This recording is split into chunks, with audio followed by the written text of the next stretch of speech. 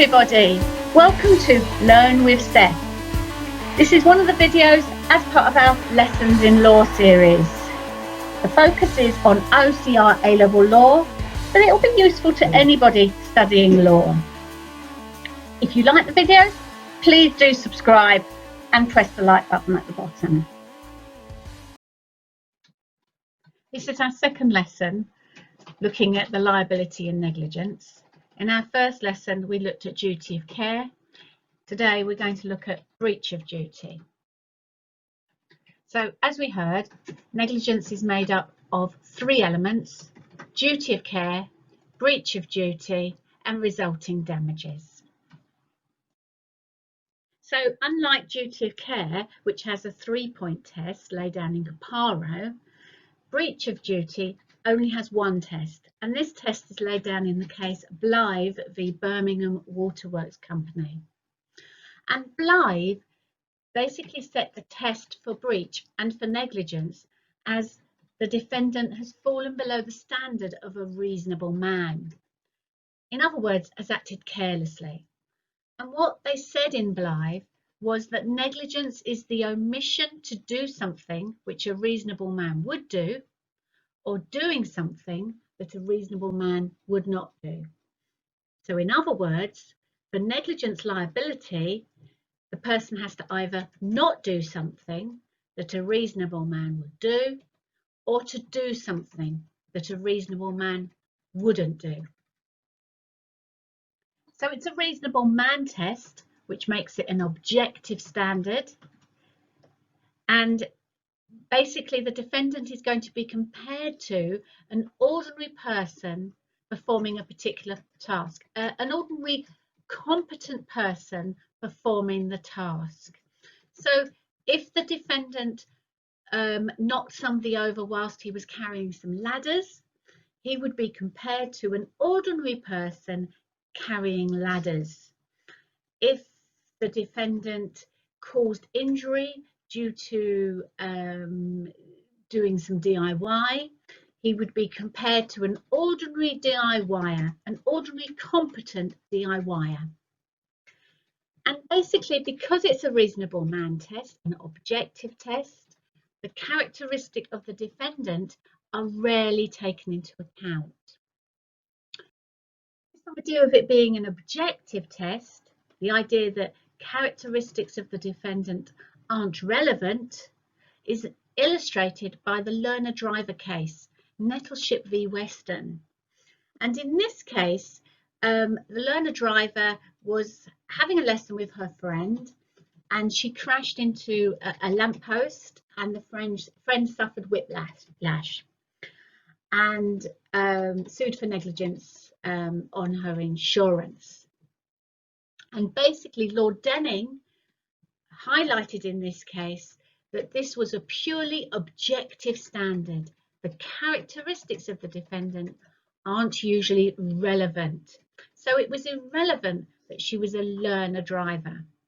So if you had a trainee teacher, it would be irrelevant that she's a trainee or he's a trainee teacher.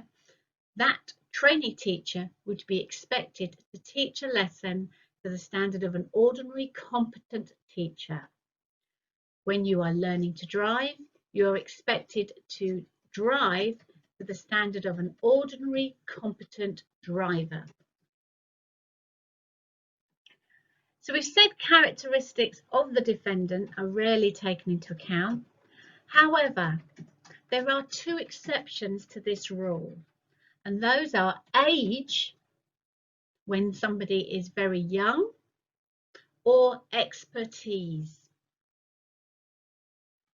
So for age, Mullin v Richards, a case involving some teenage girls who were sword fighting with plastic rulers, leading to injury. In that case, it was held that a reasonable person should be of the defendant's age at the time of the accident. So in this case, they were compared to ordinary, competent 15-year-olds fencing with plastic rulers.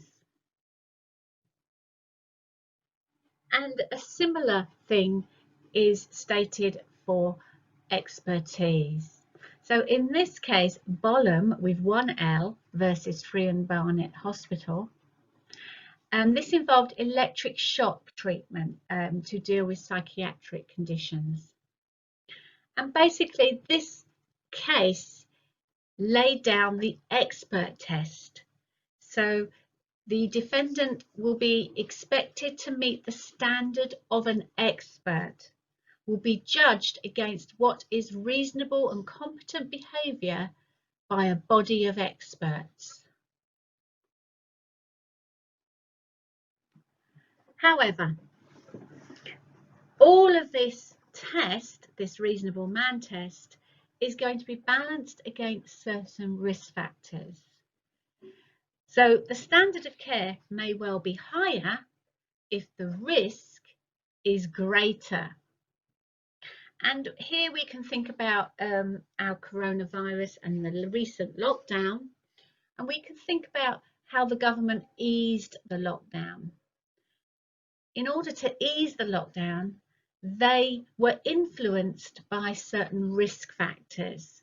So certain businesses, certain activities were allowed first due to the risk being lower, and things like indoor gyms and swimming pools were eased last due to the risk being greater. And this is what we're meaning by risk factors in regards to breach of duty.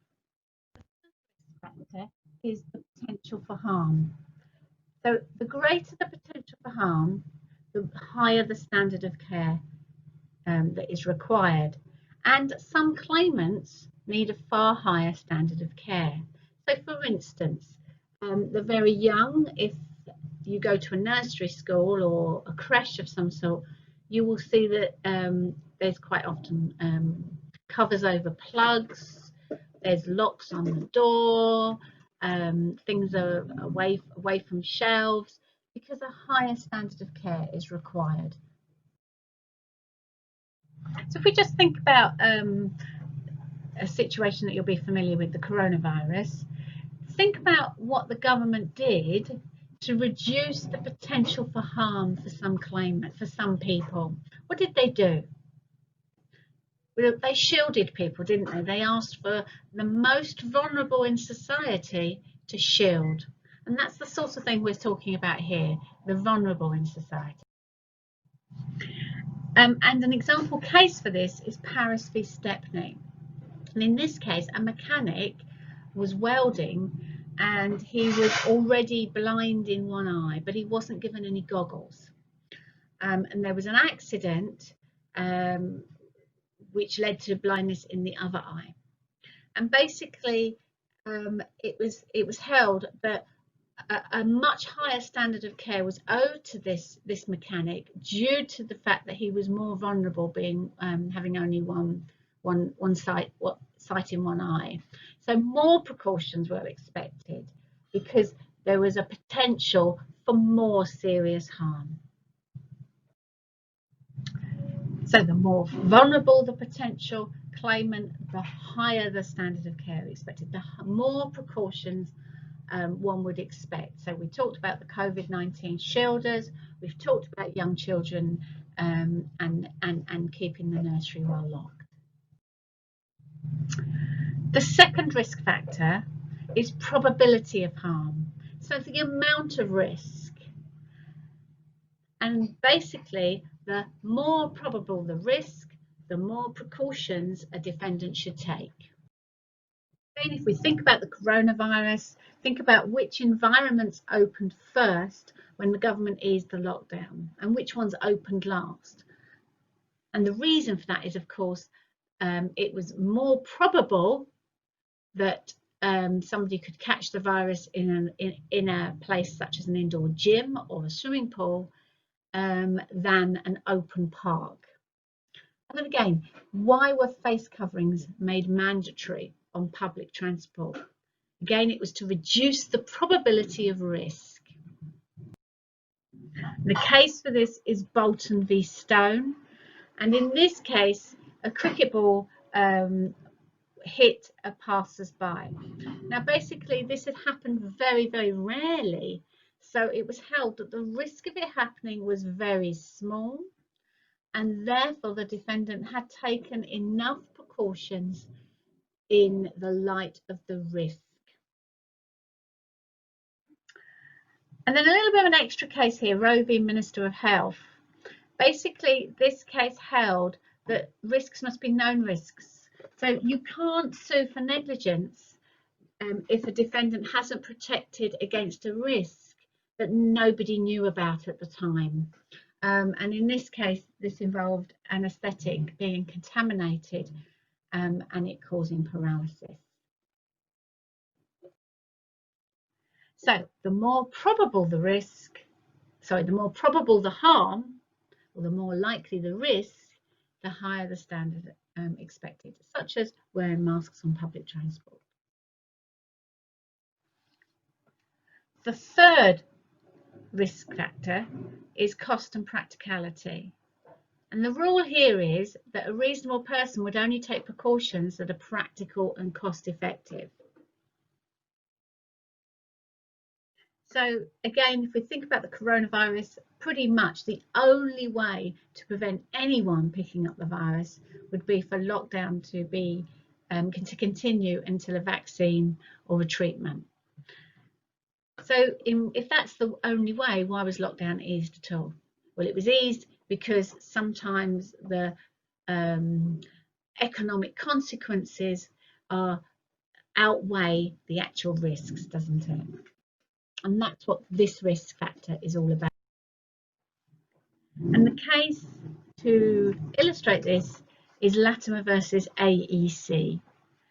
And in this case, the factory floor was flooded. Now, of course, the only way to prevent an accident when a floor is flooded is to close the area. So if you think about your supermarkets, whenever their floor is flooded, they don't close the supermarket. They usually either put a bucket or a sign out or something. Well, that's what happened here. Basically, they cleared up the flood and they put sawdust down. And it was held that that was a reasonable precaution. They'd done enough to prevent a negligence claim here.